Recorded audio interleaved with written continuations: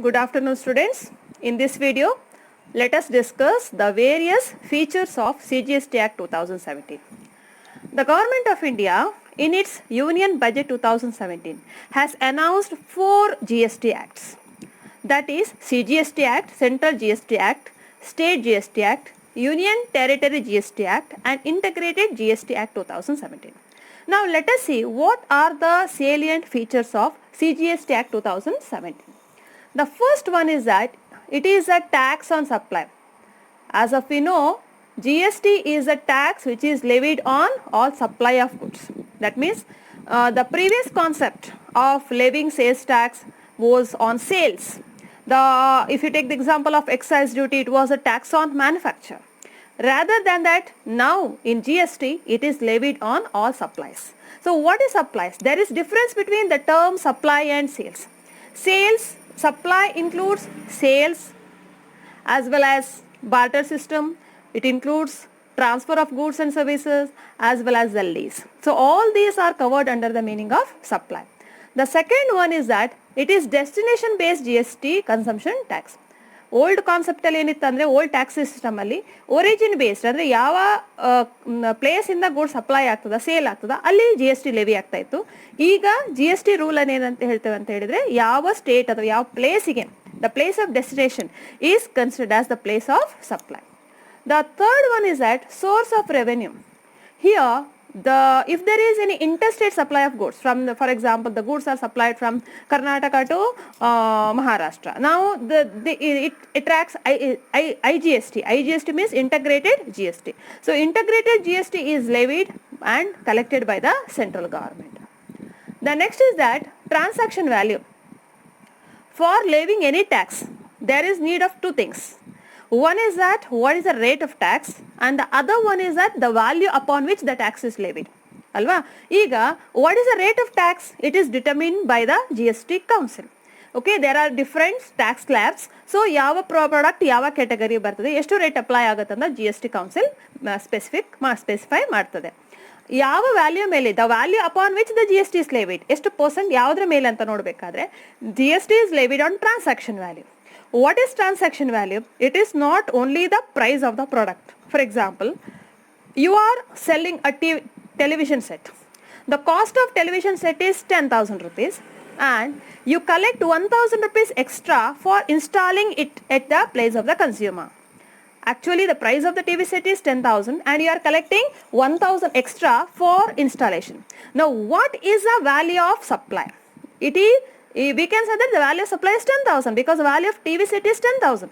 But for the GST purpose, the value is here 11,000 because 1,000 is the cost of installation which is attached to the supply of TV. So here GST is levied not on 10,000, it is levied on 11,000. Okay, I hope this is clear. Along with that, there are various other incidental expenses which should be attached to the transaction value, like it may be packing charges or taxes and duties except GST, or it may also include interest, fees for late penalties, etc. The next one is that PAN based registration is very important.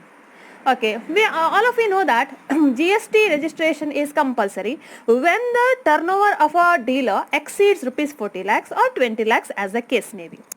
Now, how do you calculate this 40 lakhs? Is it for one business? For all business of one person? For example, Mr. X is having 3 businesses. One is he has one hotel, he has one travel business, he has one retail business. Now, for all the 3 businesses, he has given a same permanent account number. Now, turnover is calculated not for each business separately. We add together. We take the turnover of all the 3 businesses, okay, and the total of all the 3 businesses, if it exceeds 40 lakhs, he must go for GST registration. Andre ಇಲ್ಲಿ GST registration turnover calculation ಮಾಡುವಾಗ ಅವನ ಒಂದೊಂದು ಬಿಸ್ನೆಸ್ಸಿಗೆ ಅಥವಾ ಒಂದೊಂದು ಬ್ರಾಂಚಿಗೆ separate ಆಗಿ ಮಾಡೋದಿಲ್ಲ. ಅವನ ಒಂದು ಪರ್ಮನೆಂಟ್ ಅಕೌಂಟ್ ಅಲ್ಲಿ ಯಾವುದೆಲ್ಲ ಬಿಸ್ನೆಸ್ ಉಂಟಾ, ಎಲ್ಲೆಲ್ಲ ಉಂಟಾ, ಒಂದು ಪರ್ಟಿಕ್ಯುಲರ್ ಆಗಿ ಒಂದೇ ಪ್ಲೇಸ್ ಅಲ್ಲಿ ಇರಬೇಕಂತಿಲ್ಲ. he may have the business all over India in different states. So ಎಲ್ಲ ಬಿಸ್ನೆಸ್ಗಳ ಎಲ್ಲ ಬ್ರಾಂಚಸ್ಗಳ ಒಟ್ಟು ಟರ್ನ್ ಒಂದೇ ಪರ್ಮನೆಂಟ್ ಅಕೌಂಟ್ ಆಗಿದ್ರೆ ಅದು ಒಂದು ಬಿಸ್ನೆಸ್ ಅಂತ ಕನ್ಸಿಡರ್ ಆಗ್ತದೆ. The next one is that GST is levied on any supply except on supply of alcoholic liquor for human consumption. Okay, this one I need not explain, I think. The next one is that transaction through electronic mode. Since GST is IT based system, here it may be collection of tax, payment of tax, filing of returns or registration process. Everything will be done through electronic mode. We can pay the GST either by NEFT or RTGS, but there is no provision for cash payment of GST. The next one is that export would be zero rated. Here, when we import the goods from foreign country, we have to pay IGST. What is IGST? Integrated GST. And similarly, when we export the goods also, it attracts IGST. For the time being, imports are taxable under GST. There is specific rate for various commodities when we import from foreign country, whereas all exports, whatever may be the commodity you are exporting, you need not pay any GST because at present it is zero rated, 0% tax.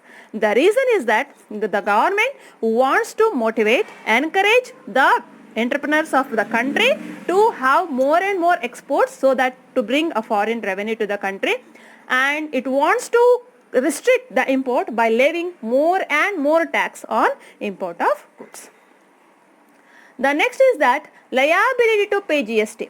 Here the liability to pay GST arises either on the date of issue of invoice or on the receipt of payment, whichever is earlier. ಅಂದರೆ ಈಗ G S T ಯಾವಾಗ due ಆಗುತ್ತೆ, what is the time of G S T, levy of G S T ಅಂತ ಹೇಳಿದರೆ, ನೀವು ಇವತ್ತು ಗೂಡ್ಸನ್ನು supply ಮಾಡಿದ್ದೀರಿ, ಇವತ್ತು ನೀವು ಇನ್ವಾಯ್ಸನ್ನು ಇಶ್ಯೂ ಮಾಡಿದ್ದೀರಿ, ಬಿಲ್ ಇಶ್ಯೂ ಮಾಡಿದ್ದೀರಿ, ಪೇಮೆಂಟ್ ಒಂದು ವಾರ ಬಿಟ್ಟು ಬಂತು ಕಸ್ಟಮರಿಂದ ಅಂತ ಹೇಳಿದರೆ ಯಾವ ಡೇಟಿಗೆ ಅದು ಜಿ ಎಸ್ ಟಿ ಲೆವಿ ಆಗಬೇಕು, whichever is earlier means today. Sometimes we may receive the amount in advance and later we can issue the invoice, right? Then in such cases, the date on which the amount is received is the time of levy of GST. The next is that input tax credit. It is one of the important salient feature of GST Act. Input tax credit hege andre, whatever tax you have already paid on inputs or raw materials you have purchased will be deductible while you supply the output to your customers. For example, you purchased one commodity, one raw material by paying rupees 100 and you paid 10 rupees tax on that, GST. So you paid totally 110 rupees. Now 10 rupees is a tax you have already paid. Now when you are processing this raw materials and selling it to your customer for rupees 200, ನಿಮ್ಮ ಖರ್ಚು ಮತ್ತು ನಿಮ್ಮ profit margin ಎಲ್ಲ ಸೇರಿ ನೀವು 200 rupeesಗೆ ಮಾರ್ತಿದ್ದೀರಾ ಅಂತ ಇಟ್ಕೊಳ್ಳುವ, on 200 rupees assume that the rate of tax is 10%. There is no 10% tax, I am giving the example, 10% ಅಂತ ಇಟ್ಕೊಳ್ಳುವ, the 10% on 200 means it will be 20 rupees.